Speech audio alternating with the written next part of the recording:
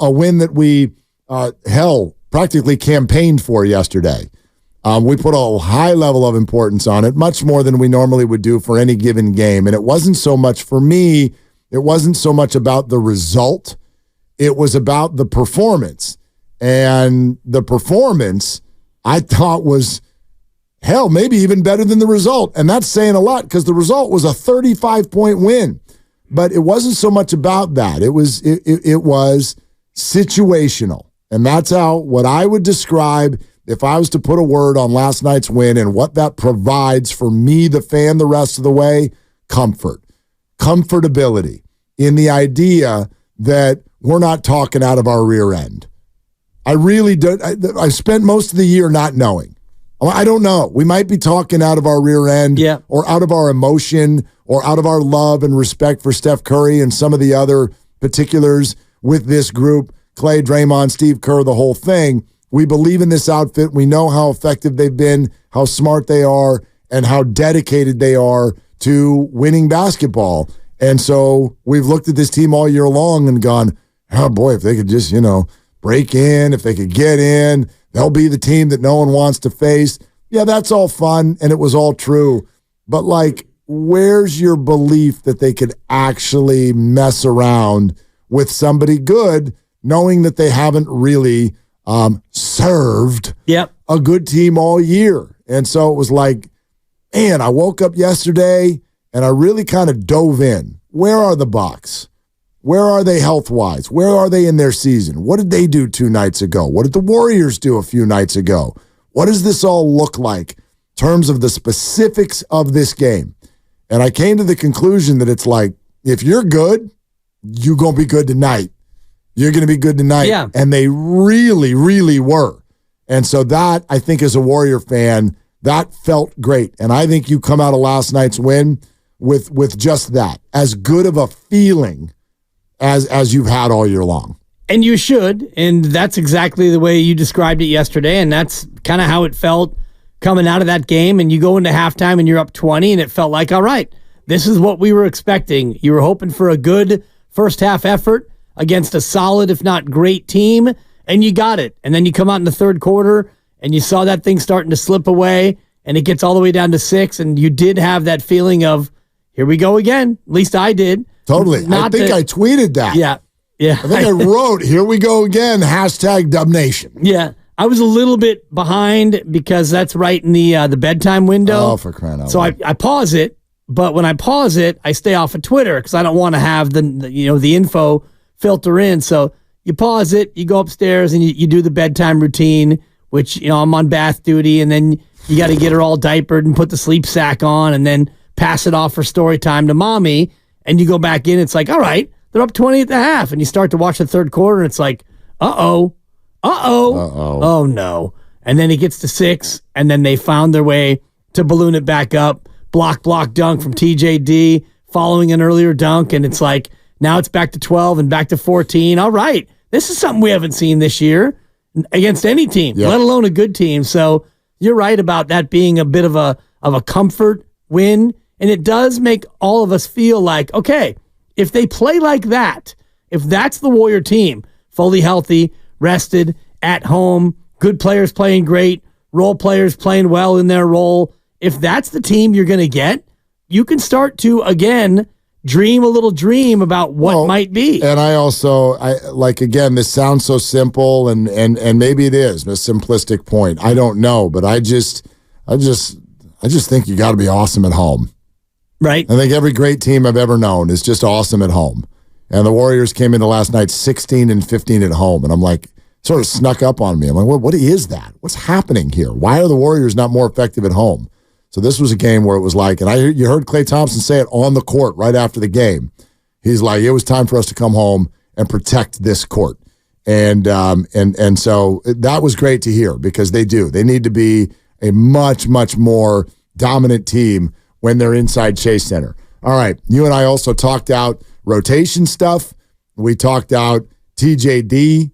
I think it's incredibly important that he's a part of it, but there's fair questions now of like, all right, so where do we go from here? Because we talked about this, not just yesterday, but for weeks now. I'm like, there's just too many people.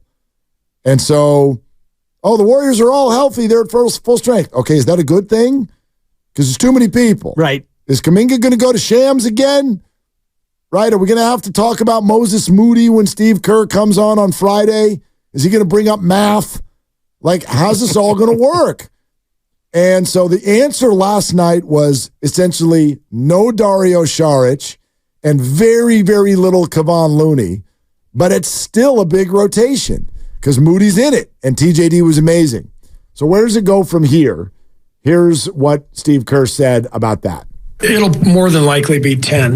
It's hard to play 11. I know we've been playing 11, but if we're going to ramp Trace's minutes up, it's more likely going to be 10. We'll just try to mix and match. But we feel like we found some combinations. We've got we're 3/4 of the way through with the season, so we've got a pretty big sample size of the different combinations out there. So I think we're in a good spot now where we're able to put together the starting group, which has done a great job here the last month or so, and a second group now that we're fully healthy with a lot of really talented players. And you saw that tonight. The bench was terrific. Steve, put a number on it. 10. 10. 10 is the number. And what that means is Dario Saric and Kevon Looney are not in. You're not a part of the rotation if you come in and play 6 minutes. Kevon played 6 minutes last night. Right. And I would imagine that he is going to get that going forward until you get into a spot where maybe you're in the playoffs and you really can't do that anymore. Kevon's been so reliable, so loyal. You're going to get him his 6 minutes. And he gets that first quarter 6 now that he's not starting anymore. Come in, run around, grab a board, set a screen, play your 6, and then maybe you get that again. He did score 4 points last night. He actually looked really good. I know. In his stint. Yeah. Had a rebound, had an assist, +6 out there. Yeah. Can I ask you a question? Sure. You think Grandy's good on the air? Good on the air? Yeah, is he good on the air? Yeah. All right. So he's like the Kevon Looney of the station. Grandy has points, and sometimes he whispers them into our ear. I'm like, dude, not my ear. Yeah, well, no. Yeah, just say it. What'd you say? Well, he might have only played as well because Draymond picked up 2 early fouls in the first quarter, and they wanted Draymond or Looney on Giannis, at least early. See what I mean? It's like a layered kind of post-game show type of a point. It's an observation sensation is what that is. Yeah, it's a great observation, and he's right. I think that it's only, I don't want to say it's only partly right because it'll be proven out over time, but that was the reason why he got that early call. Mm-hmm. I don't think that we're going to see, and I could be wrong. I've been wrong before, Mark. I don't think we're going to get DNP coaches' decisions on Kevon Looney. No, but I do think that he's going to get that, at least what he got last night. And last night it was circumstantial. Yeah, you get a little look. Draymond got the 2 and a tech. But it's all right, Draymond. I don't really consider that rotation, though. I agree. You're in, but we're not planning for you. The question is going to be because Wiggins only got 14 minutes. Yeah. And they just went away from him. And as Steve just said in that comment, it's a mix and match. And that we're going to base that A, on matchups, but B, on how people are playing. And I give Steve Kerr, by the way, for all of you, Steve Kerr with these rotations, what an idiot. Okay, can you give him credit for a night like last night? Andrew Wiggins' name was brought up more than any Warrior over the last week and a half, by far. And he returned. He was the pregame story. And he started him right away. And after a handful of minutes, he didn't love it. And he sat him. He sat him. And Moody got more minutes than him. And GP2 got more minutes than him. Chris Paul got more minutes than him.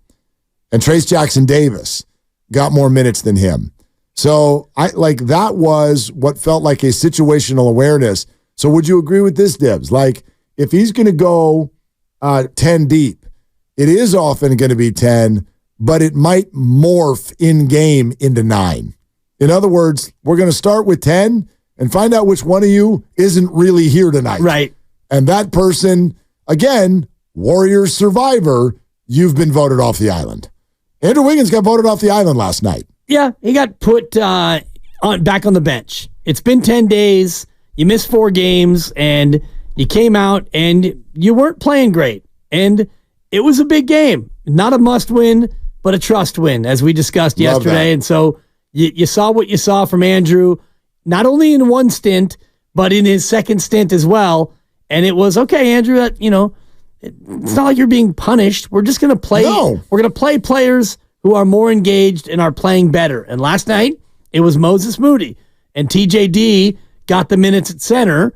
Draymond was in foul trouble. He only played 25 minutes. Now, he would have played more had the game been close in the fourth quarter. Right. As would Kuminga have. Yeah, and Clay. Clay only had 21 minutes. Right, but that's fine. And, you rest those guys up for tonight. Tonight, I think, is going to be a little bit of more of a test on the, quote, rotation. Yep. Chicago is coming in the same spot the Warriors are. They played last night, and it's going to be a tight ball game. I don't think you're going to win by 35. And if they do, well, then we won't really be able to look at the rotation again either. True, although I would say this game now sets up for a much better performance from Andrew Wiggins for a few reasons. One, I would hope that he was in some way, negatively affected by the output last night, both his output, both the minutes that he got. Plus, in this game tonight, there is one man who is way more well-rested than everybody else on the floor. His name is Andrew Wiggins.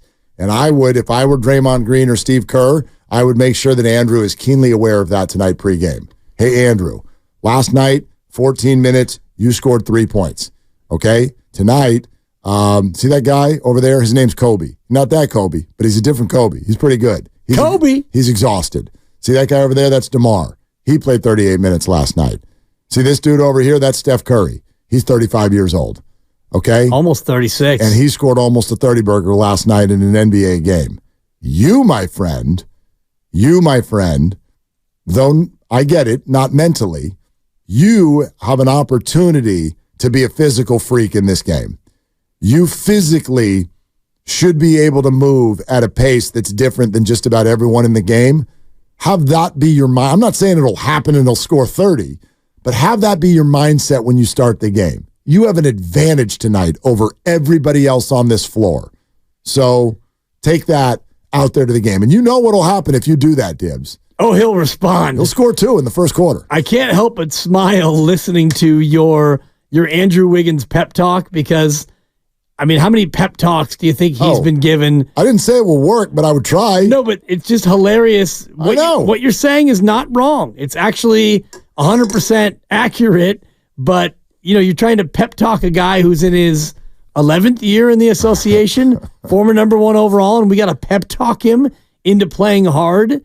It's to me. No, it's hilarious. Not into playing hard. I'm not. Oh, okay, but go out there and play hard. No, I would shift his mind to be like, dude, the guy that's guarding you is cooked. He's cooked. I'm not like play hard. I'm not going to go offend him. He sweats when he plays. But I would just let him know. I go, you might want to think about that. Check it out early in the game. Do you have a bounce in your step that the rest of the Bulls don't have? And if you do, let's take advantage of that. And we'll go to you. We will feature you. If you don't do well with it, then we're going to stop. But let's give it a look.